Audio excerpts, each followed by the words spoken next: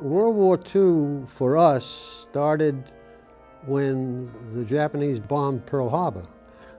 It was a war that had to be fought, and we were attacked, and we had to fight back, which is what we did. Wars are to be fought, I think, when a country is attacked or your territories are attacked, and not otherwise. World War II was a war that was fought by the bulk of the youth of America. And the spirit that existed is beyond me. We all had the same attitude. We did our job, and we came back and went into civilian life. I went to college in 1941. The President of Queens College announced the day after President Roosevelt said, "This is a day of infamy." That's when the Japanese bombed Pearl Harbor. And we all ran to enlist. And they needed officers, especially naval officers, and they would not let us enlist unless we finished our graduation, which was 6 months later. When it came to America, when the time was ripe, America responded. I'll never be anything but the proudest in the world to be an American. I come from a family of 8 sons, and 5 of us, 4 of my brothers and myself, were in the service. My oldest brother was a naval doctor. He was attached to the Marines, and saw action at Tinian and Bougainville. Another brother was a captain in the Air Transport Command in Nigeria and the China, Burma, India area. Another brother was a dentist. He worked with the Marines down in Paris Island. And my other brother was a naval officer attached to the Marines again, and he landed at Iwo Jima when the invasion came there. My parents were very happy that we all came home as we went. We were taught how to drive a truck, a 6x6, 2.5-ton truck. We were taught how to use guns. We crawled through mud and everything else for preparatory. I never got into battle, but the threats and the fights were always there. The entire male contingent of that class was sent to Fort Eustis, Virginia, and we were matched by an equal number of guys from Purdue University, all learning how to handle what to us was a gigantic cannon.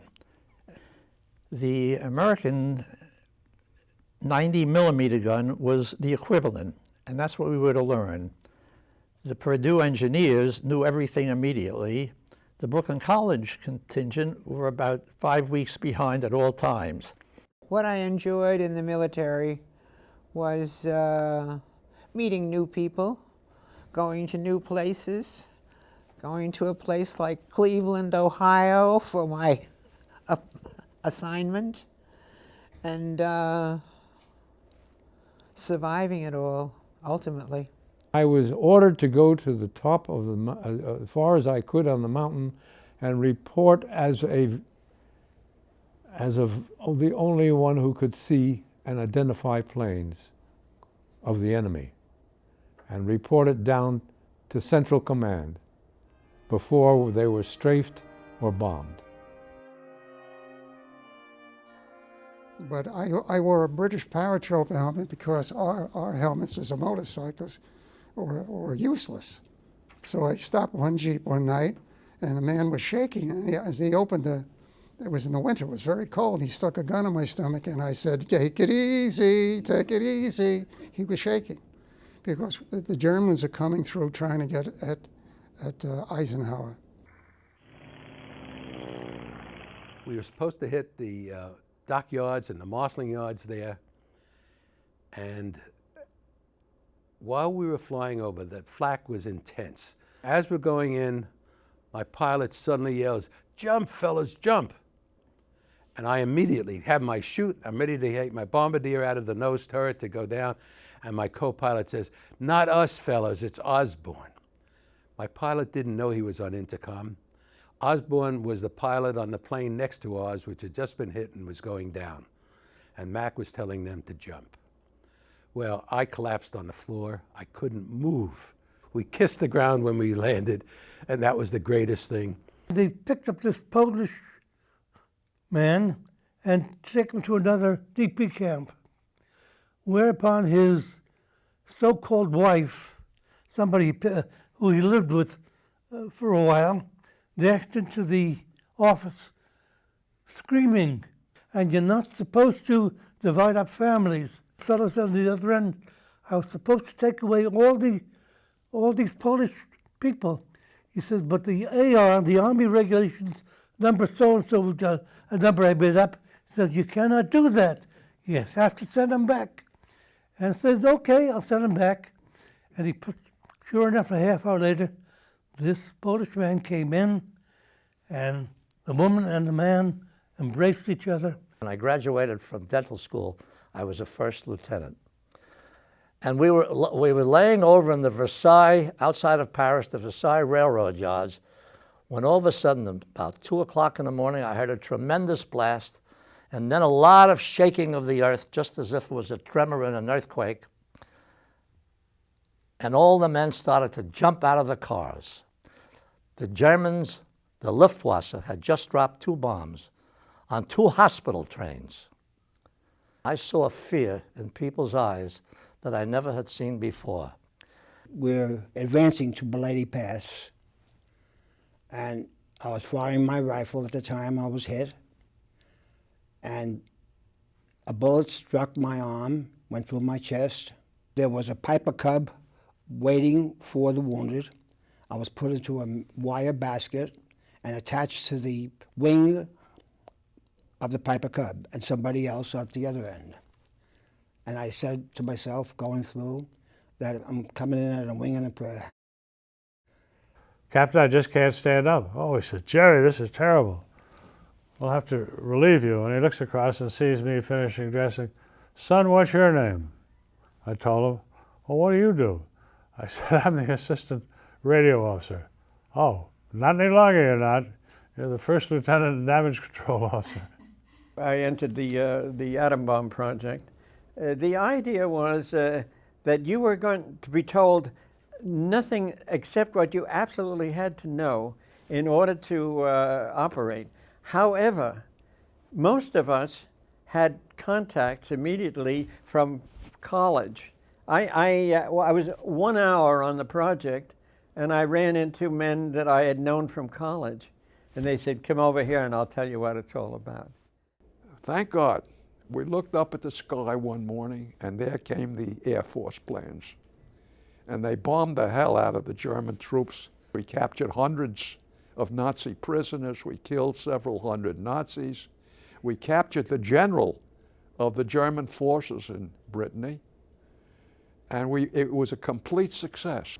Well, when we were in North Africa, one of our sergeants stepped on an anti-personnel mine, so he ended up in a British hospital, and we didn't expect to see him again. The surgeon put him in such condition, I was back on duty, and he said, his name is the same as yours.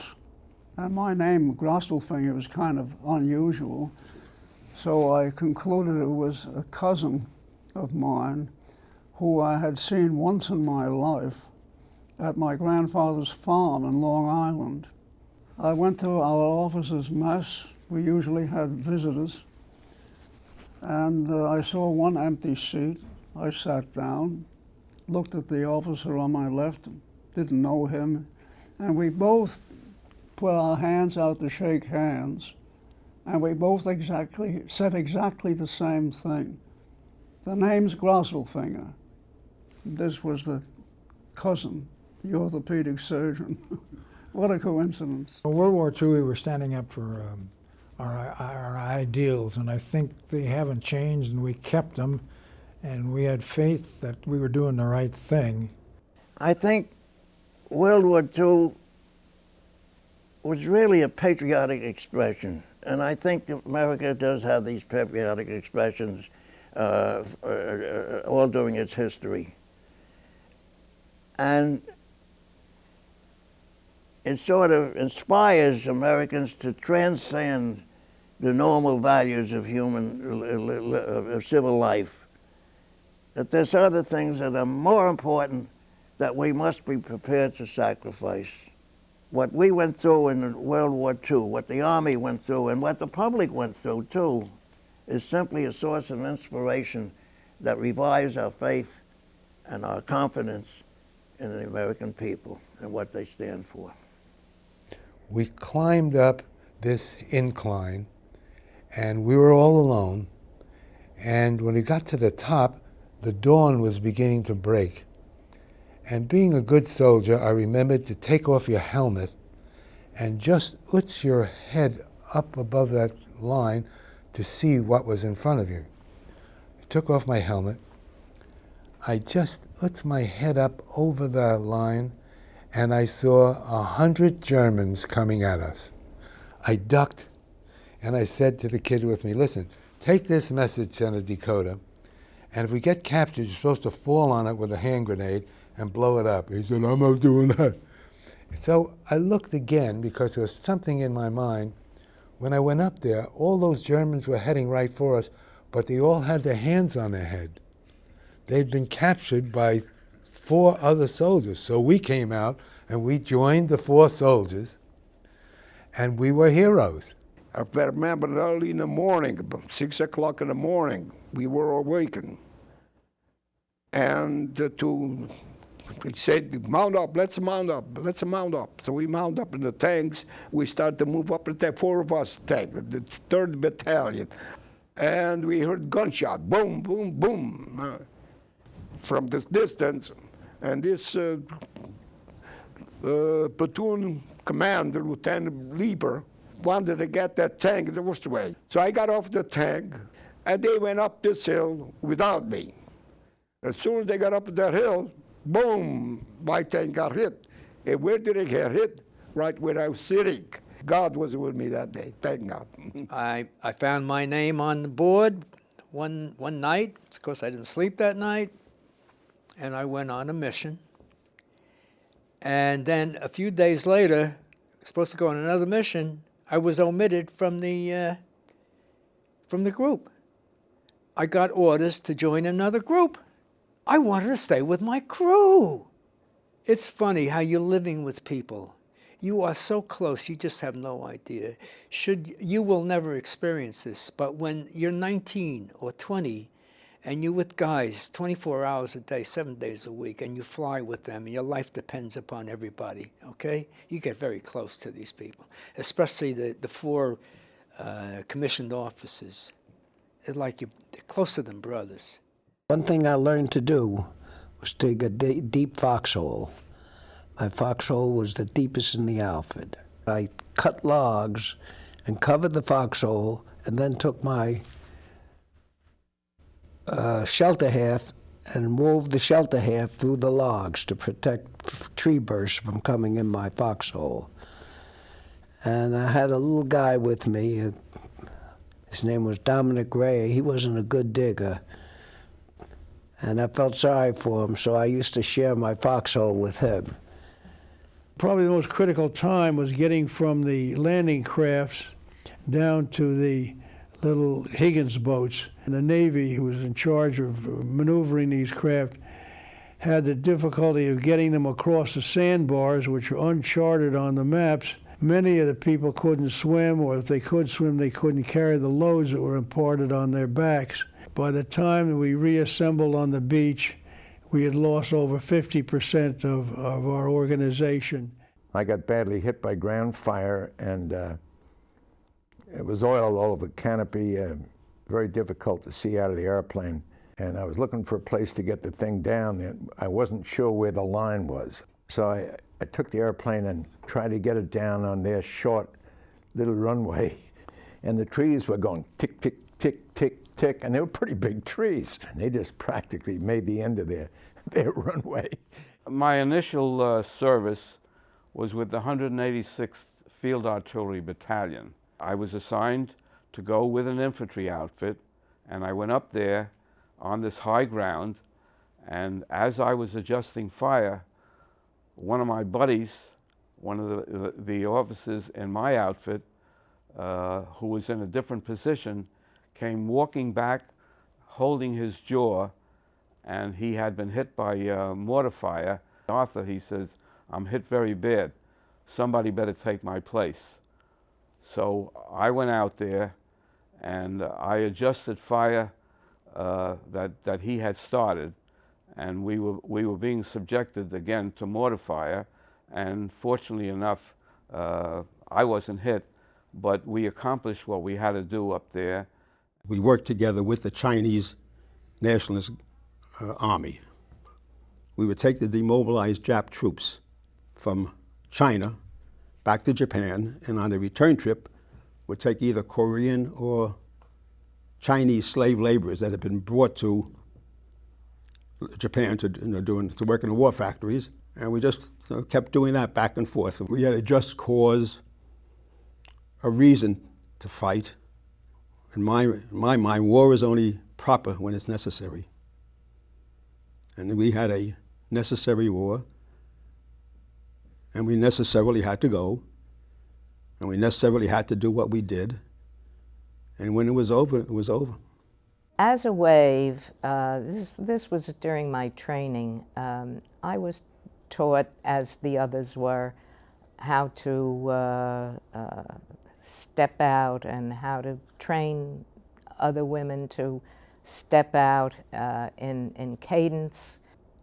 And we paraded, we sang. We have to know what's going on all over the world. It wasn't that way then, but we have to be prepared. I think that's very important. And I joined the 145th Engineer Combat Company with 3rd Army, General Patton's 3rd Army. Well, as Patton advanced forward, we went with him.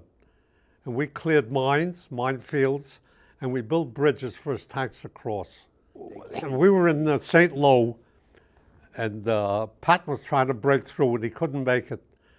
And the Air Force came out that day. I recall that day vividly. There were 3,000 bombers that flew over St. Lo and bombed the town. It was a horror. It was just a horror, everything exploding, all buildings being blown down. And that's when we broke through and went right across France. But the Air Force did a great job. After D-Day, we went back to the States. And then I was shipped out again in California aboard a merchant ship and heading back for Japan while the war was going on with Japan. And we stopped at Okinawa and Oitak and on to Tokyo after VJ Day. From Japan, I went back home, went back to Kings Point, and graduated.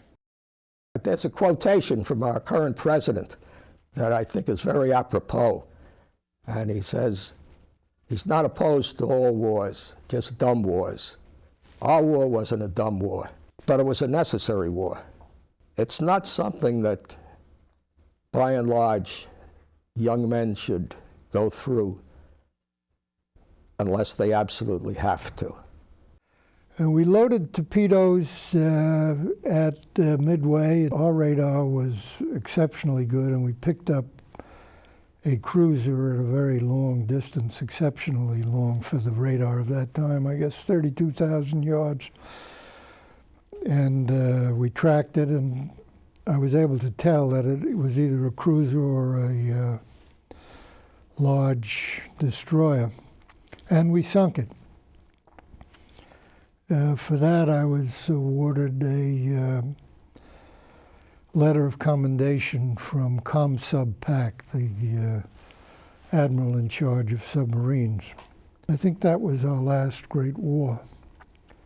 And I was proud and honored to have a part in it.